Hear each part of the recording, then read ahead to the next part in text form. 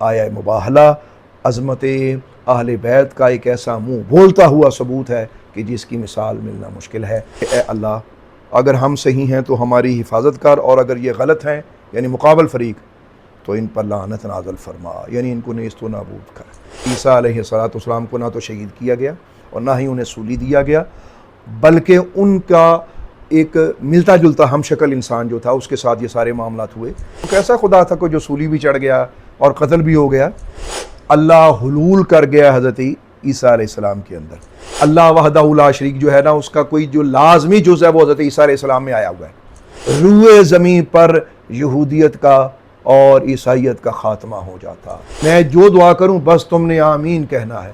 ہم کسی صورت ان سے مباہلہ نہیں کریں گے کہ اللہ کی قسم ہم ایسے چہرے دیکھ رہے ہیں کہ اگر یہ پہاڑ پہ ہاتھ رکھ دیں گے نا تو پہاڑ اپنی جگہ سے حرکت کر دے گا، اور اگر انہوں نے آج دعا یا بدعا کے لیے ہاتھ اٹھا دیے نا تو ہمیں لگتا ہے ہم یقیناً تباہ و برباد ہو جائیں گے۔ نبی اکرم علیہ السلام نے اپنی اس رحمت بھری چادر کو کھولنا شروع کیا، اور اس چادر کے بیچ میں جو ظہور ہوا وہ سرکار مولا علی، سرکار امام حسن، سرکار امام حسین اور پاک بی بی زہرا رضی اللہ تبارک و تعالی عنہم۔ اللہ کی توحید کے لیے اللہ نے جن نفوس قدسیہ کو چنا، سرکار دو عالم علیہ السلام اور سرکار دو عالم علیہ السلام کے اہل بیت، سبحان اللہ تعالی۔ آپ سوچئے کہ وہ لوگ کتنے عظیم ہوں گے کہ جنہیں اللہ نے اپنی توحید کے دلائل کے لیے اور وہ بھی مباہلہ کے لیے اللہ نے جنہیں چنا۔ میں یہ سمجھتا ہوں کہ آیت تطہیر کے بعد اگر کوئی آیت اہل بیت کی عظمت کا منہ بولتا ہوا ثبوت ہے تو وہ یہ والی آیت آیہ مباہلہ ہے۔ سب سے پہلے تو یہ ذہن میں رکھیے کہ یہ مباہلہ ہوتا کیا ہے۔ عربی میں یہ بہل سے نکلا ہے، لفظ بہل سے، تو جس کا مطلب ہوتا ہے کہ بد دعا کرنا یا کسی پر اللہ کی لعنت طلب کرنا۔ اور اگر آپ اس کو عام فہم انداز میں سمجھنا چاہتے ہیں تو اس کو یوں سمجھیے گا، یعنی یہ وہ تعریف بیان کی جا رہی ہے جو عام سے عام آدمی کو سمجھ آئے، اور وہ یہ ہے کہ یہ ایک خاص طریقہ دعا ہے کہ جس طرح کے دو فریق اگر کسی دینی یا عقیدے کے مسئلے میں شدید اختلاف رکھیں اور وہ دلائل سے بھی حل نہ ہو رہی ہو وہ بات، تو دونوں اللہ کے سامنے کھڑے ہو کر یہ دعا کرتے ہیں کہ اے اللہ، اگر ہم صحیح ہیں تو ہماری حفاظت کر، اور اگر یہ غلط ہیں یعنی مقابل فریق تو ان پر لعنت نازل فرما، یعنی ان کو نیست و نابود کر۔ اور یہ شدید خطرناک اور بہت ایک بڑی بات ہوتی ہے، مباہلہ کوئی عام چیز نہیں ہوتی۔ سرکار دو عالم علیہ السلام نے عیسائیوں کے مقابلے میں، ان پادریوں کے مقابلے میں یہی کام کیا، یعنی کہ مباہلہ۔ میں امید کرتا ہوں کہ الحمدللہ تبارک و تعالیٰ اس ویڈیو میں آپ کے لیے ایک بہت بڑا علم آپ کی خدمت میں پیش کیا جائے گا، اور کوشش کروں گا کہ عام الفاظ میں، آسان الفاظ میں آپ کی خدمت میں پیش کر سکوں۔ تو میرے بھائی اور بہنوں، سب سے پہلے تو یہ ذہن میں رہے کہ آخر عیسائیوں کے ساتھ وہ جھگڑا کیا تھا کہ جس کی بنیاد پر نہ تو دلائل کام آئے نہ علم کام آیا۔ کام آنے کا مطلب یہ کہ انہوں نے تسلیم ہی نہیں کیا، اور پھر حکم ہوا کہ اب آپ اس بددعا کے لیے تیار ہو جائیے۔ عیسائیوں کا عقیدہ حضرت عیسیٰ علیہ السلام کے بارے میں بہت ہی بھیانک، خطرناک اور مضحکہ خیز تھا۔ وہ حضرت عیسیٰ علیہ السلام کو اللہ کہتے۔ اب یہ کیسی عجیب بات تھی، تو ان کو یہ کہا گیا کہ وہ کیسا خدا تھا، یعنی بقول تمہارے اگر حضرت عیسیٰ علیہ السلام خدا تھے تو یہودیوں نے تو باقاعدہ طور پہ ان کو قتل کیا، یعنی کہ شہید کیا ان کو۔ اور یہ بھی عیسائیوں کا عقیدہ ہے، جبکہ اسلامی عقیدہ حضرت عیسیٰ علیہ السلام کا سولی چڑھنے پر نہیں ہے۔ یہ بھی ذرا ذہن میں رہے۔ یہ جو سٹوری آپ کو ملتی ہے، ویڈیوز بھی بنی ہوئی ہوں گی، اور مختلف قسم کی یہ جو معلومات ہیں یہ عیسائیوں کی طرف سے فراہم کی گئی حضرت عیسیٰ علیہ السلام کا سولی چڑھنا، تو اسلامی نظریہ جو ہے وہ بھی سن لیجئے۔ اسلامی عقیدہ اس بارے میں یہ ہے کہ وما قتلوہ وما صلبوہ ولکن شبہ لہم، کہ حضرت عیسیٰ علیہ السلام کو نہ تو شہید کیا گیا اور نہ ہی انہیں سولی دیا گیا، بلکہ ان کا ایک ملتا جلتا ہم شکل انسان جو تھا اس کے ساتھ یہ سارے معاملات ہوئے کہ جس کو یہودی کہتے تھے کہ ہم نے حضرت عیسیٰ علیہ السلام کو نعوذ باللہ جو ہے وہ استغفر اللہ قتل کر دیا ہے، اور عیسائی جو ہیں باقاعدہ طور پہ وہ بھی اس عقیدے کو تسلیم کرتے ہیں۔ تو ان سے یہ عجیب بات تھی کہ ان کو یہ پوچھا گیا کہ اگر حضرت عیسیٰ علیہ السلام کو تم خدا مانتے تو کیسا خدا تھا جو سولی بھی چڑھ گیا اور قتل بھی ہو گیا؟ عجیب بات ہے۔ تو اس کا مطلب یہ ہو کہ یہ مضحکہ خیز عقیدہ تھا۔ نمبر 2، وہ کہتے تھے کہ اللہ حلول کر گیا حضرت عیسیٰ علیہ السلام کے اندر۔ اچھا یہ حلول حل سے نکلا ہے، جیسے ہم کہتے ہیں کہ پانی کے اندر چینی حل ہو گئی، پانی کے اندر نمک حل ہو گیا، تو یہ ایک طویل بحث ہے اس مضمون پر کہ جو اس ویڈیو میں ہم آپ کی خدمت میں پیش نہیں کر سکتے، تھوڑا سرچ کرتے ہیں۔ وہ کہتے تھے کہ حضرت عیسیٰ جو ہے ان کے اندر اللہ جو ہے وہ حل ہو گیا ہے، استغفر اللہ، یعنی حلول کا عقیدہ رکھتے تھے۔ تو یہ بھی کتنی مزہ کا خیز بات ہے کہ وہ کیسا خدا ہے کہ جو حضرت عیسیٰ علیہ السلام کے اندر حل ہو گیا، نعوذ باللہ استغفر اللہ۔ علمی ڈبیٹ اس کی الگ ہے، تو یہ بھی ایک مزہ کا خیز بات تھی، یعنی اللہ کی توہین تھی، اور یہ حضرت عیسیٰ علیہ السلام کی شان نہ تھی بلکہ خود اللہ کی توحید کا ایک بہت بڑا مذاق تھا۔ اور ان کو یہ کہا گیا کہ حضرت عیسیٰ علیہ السلام کے اندر اگر خدا حلول کیے ہوتا یا وہ خود خدا ہوتے تو بڑی عجیب بات ہے کہ حضرت عیسیٰ علیہ السلام تو اللہ کی عبادت کر رہے ہیں، تو آپ عابد ہیں یا معبود ہیں؟ ایک بات تو طے کیجئے کہ آپ ساجد ہیں یا مسجود ہیں، خالق ہیں یا مخلوق ہیں؟ تو آپ کا عبادت کرنا اللہ کی اس بات پہ دلیل دیتا ہے، اور روشن دلیل ہے کہ حضرت عیسیٰ علیہ السلام آپ معبود نہیں بلکہ آپ عابد ہیں، اللہ کے بندے ہیں۔ اور ہمارے قرآن نے تو اس کو بڑے بہترین طریقے سے بیان کیا ہے۔ اللہ پاک نے ایک مقام پہ ارشاد فرمایا کہ حضرت عیسیٰ علیہ السلام کا وہ ارشاد، جب آپ اپنی والدہ کی گود میں ہیں تو وہاں آپ یہ کلام فرماتے ہیں، انی عبد اللہ آتانی الکتاب وجعلنی نبیا۔ آپ فرماتے ہیں کہ میں اللہ کا بندہ ہوں اور اللہ نے مجھے کتاب دے کے بھیجا ہے اور مجھے اللہ نے نبوت سے بھی سرفراز فرمایا ہے۔ تو واضح بات ہے، آپ فرماتے ہیں میں اللہ کا بندہ ہوں، یعنی اللہ یا الہ نہیں ہوں۔ یہ اسلامی تعلیمات تھیں، تو ان کے اس عقیدے کا بھی رد ہوا۔ اب یہ عیسائیوں کو یہ بھی بڑی تکلیف تھی کہ یہ حضرت عیسیٰ علیہ السلام کی شان گھٹا رہے ہیں، حالانکہ سرکار دو عالم علیہ السلام ان کو حقیقت بتا رہے تھے۔ اب وہ اس سے آگے بڑھے، انہوں نے کہا جی ہمارا یہ بھی عقیدہ ہے کہ اللہ وحدہ لا شریک جو ہے نا، اس کا کوئی جو لازمی جز ہے وہ حضرت عیسیٰ علیہ السلام میں آیا ہوا ہے۔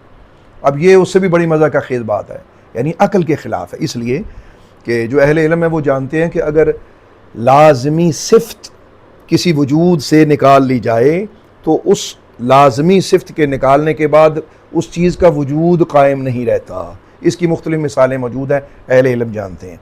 تو اگر وہ جز، نعوذ باللہ استغفر اللہ، لازمی جز جو اللہ سے جدا ہو کے حضرت عیسیٰ علیہ السلام کے اندر حلول کر گیا ہے، تو وہ کیسا جز تھا؟ یعنی اگر اللہ کی ذات کا جز ہے تو کیا وہ لازمی جز جب ذات خدا سے جدا ہوا تو نعوذ باللہ استغفر اللہ، تو کیا ذات خدا خدا رہ گیا؟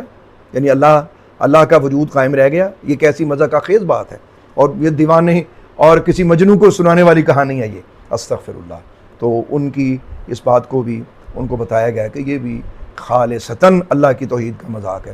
اس کے بعد چلیے پھر انہوں نے کہا کہ جی ہم انہیں اللہ یا اللہ کا بیٹا اس لیے کہتے ہیں کہ ان سے بڑی عجیب و غریب باتیں ثابت ہیں، جبکہ آپ کے قرآن میں لکھا ہوا انہوں نے مردہ کو زندہ کیا، انہوں نے کوڑوں کو شفا دی، مادرزاد جو اندھے تھے انہیں آنکھیں دی، وغیرہ وغیرہ۔ تو ان کو یہ بتایا گیا کہ اگر یہ عجیب و غریب چیزوں کا صدور ہونا ان کے اللہ یا الہ ہونے کی علامت ہے، تو اللہ کے جو نبی ہیں، رسول ہیں علیہم السلام، ہر پیغمبر سے، ہر نبی سے عجیب و غریب قسم کی چیزیں جو ہیں وہ منظر عام پہ آئی ہیں، اور یہ دلائل موجود ہیں۔ ہر آدمی سمجھتا ہے کہ انبیاء کرام علیہ السلام کے معجزات جو ہیں وہ عقل کو عاجز کرنے والے، یعنی معجزہ ہوتا ہی وہ ہے جو عقل انسانی کو عاجز کر دے۔ تو اگر عجیب و غریب چیزوں کا ظہور ان کی الوہیت کی دلیل تھی تو پھر تو ہر پیغمبر کو ہی الہ ہونا چاہیے۔ اسی طرح پھر اولیاء کرام کی کرامات ہیں، تو اگر کسی ولی اللہ سے کسی کرامت کا ظہور ہوتا ہے تو پھر کیا اولیاء کرام کو بھی نعوذ باللہ استغفر اللہ خدا کہا جائے گا؟ تو یہ سب چیزیں مزہ کا خیز تھی۔ لیکن اتنے دلائل کے باوجود اور بھی جو سرکار دو عالم علیہ السلام نے آپ ان کو دلائل عطا فرمائے، وہ مطلب بڑے سے بڑے تھے۔ جب یہ ساری باتیں ان پہ کارگر نہ ہوئیں پھر بھی انہوں نے تسلیم نہ کیا، اب اللہ نے فرمایا کہ میرے حبیب کریم علیہ السلام اب آپ ان سے فرمائیں مباہلہ۔ اب مباہلہ کا جو انداز تھا وہ کیا تھا؟ اب اللہ کا قرآن یہ فرماتا ہے، فمن حاجك فيه من بعد ما جاءك من العلم فقل تعالوا ندعو ابناءنا وابناءكم ونساءنا ونساءكم وانفسنا وانفسكم ثم نبتهل فنجعل لعنة الله على الكاذبين۔ پھر جو کوئی بھی ہے حبیب کریم علیہ السلام آپ سے اس معاملے میں، یعنی حضرت عیسیٰ علیہ السلام کے معاملے میں جھگڑا کریں اس علم کے بعد جو آپ کے پاس آ چکا، تو آپ فرما دیجئے آؤ ہم بلائیں اپنے بیٹوں کو تم اپنے بیٹوں کو، ہم اپنی عورتوں کو تم اپنی عورتوں کو، اور ہم اپنے نفوس کو اپنی جانوں کو اور تم اپنی نفوس کو یعنی اپنی جانوں کو، پھر اللہ سے دعا کرے اور جھوٹوں پر اللہ کی لعنت کریں۔ یہ آیہ کریمہ اب ہوتا کیا ہے؟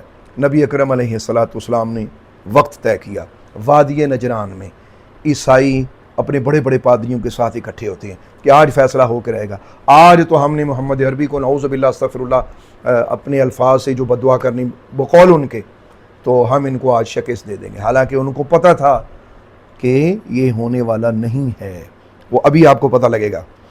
نبی اکرم علیہ الصلاۃ والسلام اللہ کے حکم سے نبی اکرم علیہ الصلاۃ والسلام نے حضرت مولا علی سرکار کو ساتھ لیا، حضرت امام حسن کو ساتھ لیا، حضرت امام حسین کو ساتھ لیا، خاتون جنت پاک بی بی زہرا رضی اللہ تعالی عنہم، ان نفوس قدسیہ کو نبی پاک علیہ الصلاۃ والسلام نے اپنے ساتھ لیا۔ اور منظر کشی کچھ اس انداز سے تھی کہ سرکار دو عالم علیہ الصلاۃ والسلام کے آگے حضرت سیدنا مولا علی، ایک روایت کے مطابق دائیں طرف، ایک روایت کے مطابق آگے، اور امام حسن کو نبی اکرم علیہ الصلاۃ والسلام نے اپنی انگلی مبارک کے ساتھ لگایا ہوا ہے، اور امام حسین کو نبی اکرم علیہ الصلاۃ والسلام نے اپنے کندھے مبارک کے ساتھ ایسے رکھا ہوا ہے، اور سرکار بی بی فاطمہ رضی اللہ تعالی عنہا آپ نبی اکرم علیہ الصلاۃ والسلام کے پیچھے پیچھے تشریف لا رہی ہیں۔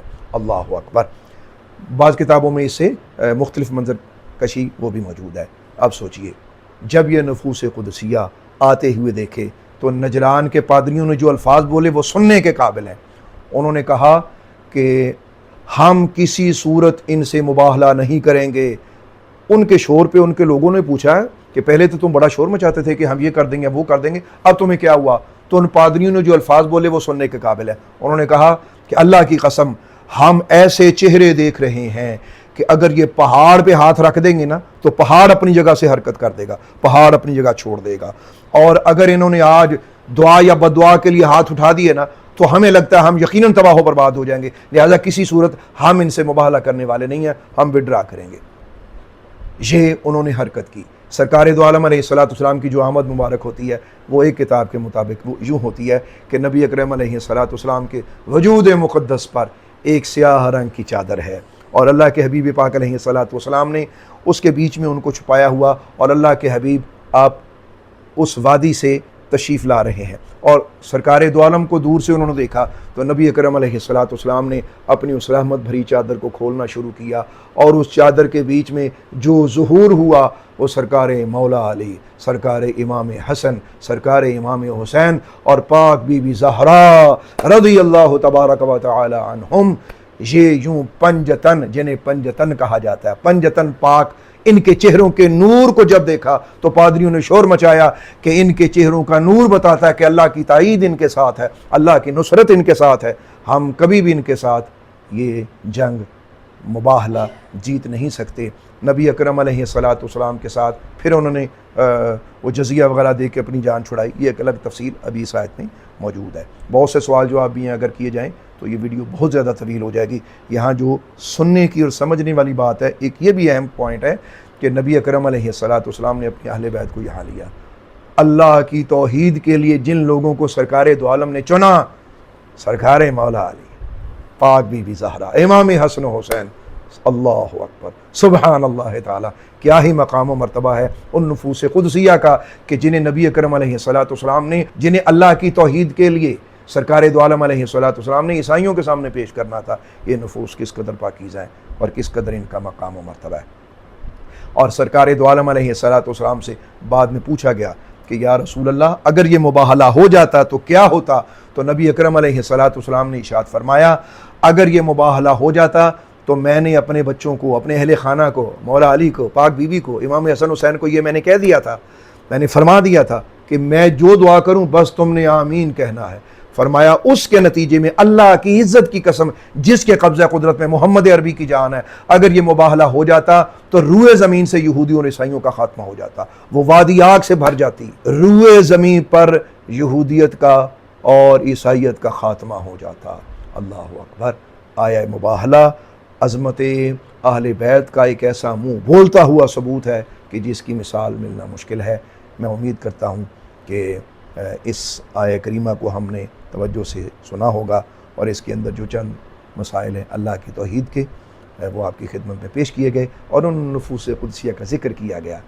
اے اللہ، وہ نفوس قدسیہ جو تیری بارگاہ میں حاضر ہے، آج بھی ہمارا ایمان ہے کہ ان کا وہ نور موجود ہے اس کائنات میں۔ اے اللہ، اس نور کے صدقے ہم پہ رحم فرما، ہم پہ کرم فرما، ہمیں پنجتن کا صدقہ، اپنے حبیب کریم علیہ الصلوۃ والسلام کے اس مقدس خاندان کا صدقہ کہ جن کو سرکار دو عالم نے تیری توحید کے لیے ان کے سامنے پیش کیا، اللہ ہم سب پہ فضل و کرم فرما۔